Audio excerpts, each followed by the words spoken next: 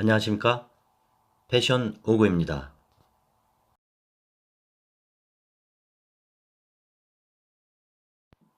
이번 영상은 은퇴 후의 내 자산 관리 8가지 포인트 짚어드립니다.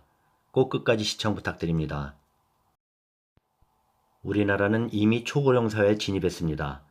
초고령 사회는 전체 인구에서 65세 이상 노인이 차지하는 비율이 20% 이상인 경우를 말합니다. OECD 국가 중에서 가장 단기간에 진입한 것이죠. 이처럼 우리나라가 빠른 속도로 늙어가고 있다는 것. 그런데 문제는 노인 인구 상당수가 미처 준비 못한 노후에 대한 불안을 넘어서 공포감마저 든다고 말씀하시는 분 많다는 점이죠. 치솟는 물가, 경기 침체와 더불어 이러한 불안감이 더욱 증폭되고 있습니다. 늘어나는 노인 인구와 더불어 은퇴자 또한 증가하고 있는 추세죠. 이런 상황에서 은퇴 후 노후에 돈 걱정 안 하고 살 수 있는 방법이 있다면 얼마나 좋을까요? 그렇기에 내 자산 잘 관리해서 자산의 수명을 오래 가져가는 것이 무엇보다도 중요한 시점입니다. 자, 그렇다면 은퇴 후 자산 관리가 왜 필요할까요? 만약 여러분이 노후 자산으로 3억 원을 모았다고 가정하면 은퇴 후 이 3억 원을 어떻게 관리해야 할까요? 모아놓은 자산을 은퇴 후에 별 관리 없이 그대로 두고 매월 빼서 쓸 생각만 하고 계신다면 당연히 몇 년도 되지 않아 이 자금은 모두 사라져 버리죠. 본론 들어갑니다. 우선 은퇴 후 자산 관리가 필요한 이유부터 설명드립니다. 첫째, 은퇴 이후에는 대부분 경제 활동이 없기에 현금 유입이 끊어지게 되죠. 대신 생활비는 계속 들어가니 자산 유출이 시작되죠. 관리가 없으면 금방 자산은 고갈되겠죠. 둘째, 은퇴 자산은 한정되어 있는데 평균 수명은 길어지니 더 많은 자금이 필요할 뿐 아니라 잘못되면 노후 빈곤에 빠질 수 있죠. 또 은퇴 자금을 충분히 준비했다 해도 안심할 수는 없는 것이죠. 셋째, 실질 월 소득은 물가 상승률 폭을 따라잡지 못하기 때문입니다. 예금금리와 물가 상승률 차이만큼 내 자산이 감소하게 되는 것이죠. 예금금리는 2%인데 물가가 매년 4%씩 상승한다면 현재 월 현금 흐름 200은 20년 후에 148, 30년 후엔 112만 원 정도로 가치가 줄어듭니다. 물가는 계속 상승하는데 노후 자금은 고정되어 있으니까요. 이것이 바로 은퇴 후에 보다 적극적인 자산 관리가 필요한 이유입니다.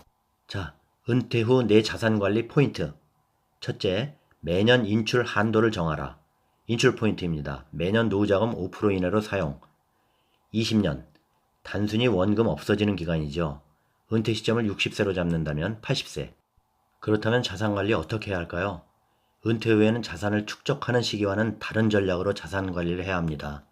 자산 규모가 얼마이든 어떻게 자산을 관리하든 간에 매년 인출 한도를 정해놓아야 합니다. 은퇴 자산의 5%를 인출하고 다음 해부터는 물가 상승률을 감안해서 해당 금액을 인출하는 방식으로 운용하면 노후 자금을 최소 20년 이상은 먹고 살 수 있습니다. 둘째, 노후 자금의 투자 수익률을 4에서 5%로 운영하라. 운용 포인트입니다.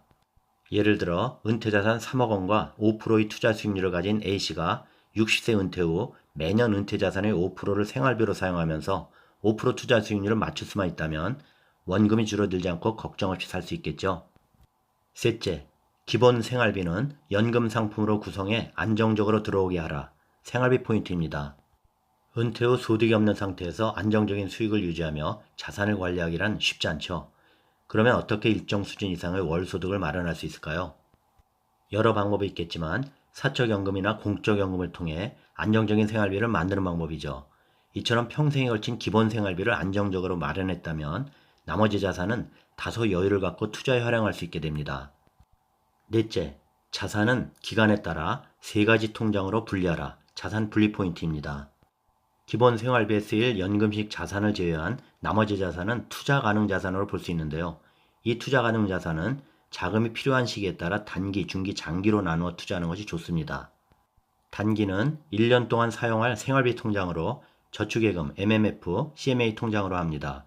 언제든 바로 꺼내 쓸 수 있는 금융상품으로 단순히 보관 용도이죠.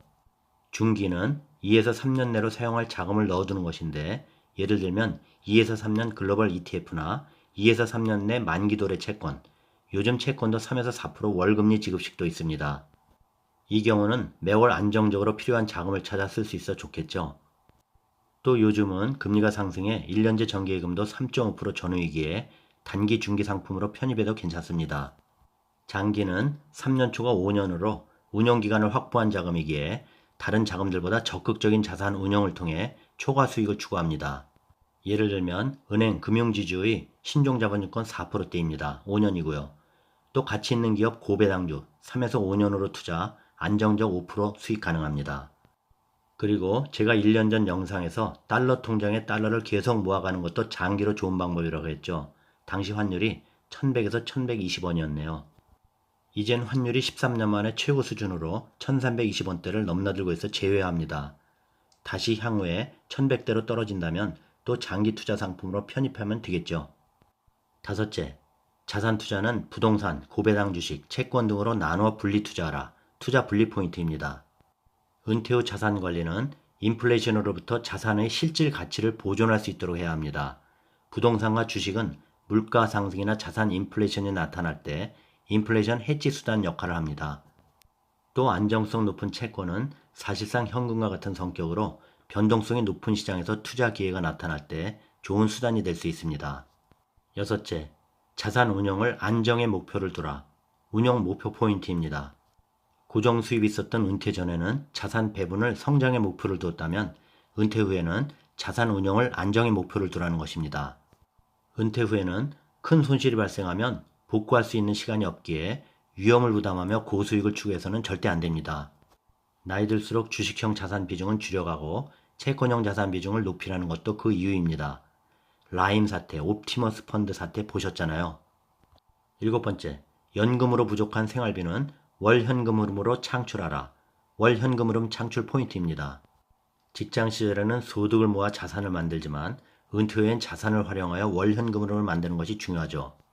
그런데 은퇴자 자산에서 부동산이 차지하는 비중이 70%로 높습니다. 운영할 자금이 부족한 거죠. 부동산에 편중돼 있는데요. 거주주택은 중요한 생활 기반이므로 집 한 채 보유하는 것은 좋습니다. 주택을 활용해도 좋고요. 아시죠? 주택 가격이 급등한 요즘이 보다 높은 확정된 연금액으로 종신을 받으니까 주택연금 가입이 최적기라는 점. 현재는 공시지가 9억, 그러니까 시가 12, 3억 주택까지는 가능한데 새 정부에서 이것을 좀 더 올리려 준비하는 점 참고하시기 바랍니다. 그리고 건강이 허락할 때까지 일이 중요하다는 사실. 한 달에 월 100은 목돈 3, 4억과 마찬가지라는 점. 일도 중요한 월 현금으로는 창출하는 점입니다.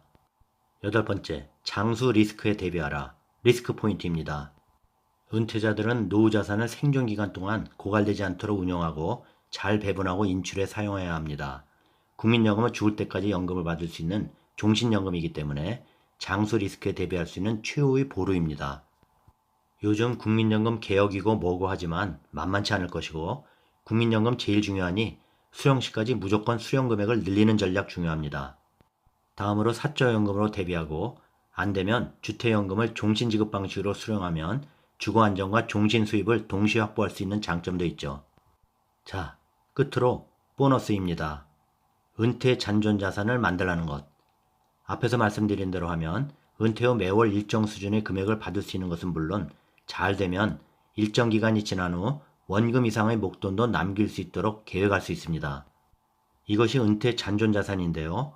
기대수명이 지난 뒤 남아있는 자금이죠. 이 잔존자산은 기대수명보다 더 오래 살거나 예상치 못한 목돈 지출, 자녀 상속 등 추가적인 자금이 필요할 때 요긴하게 활용할 수 있습니다.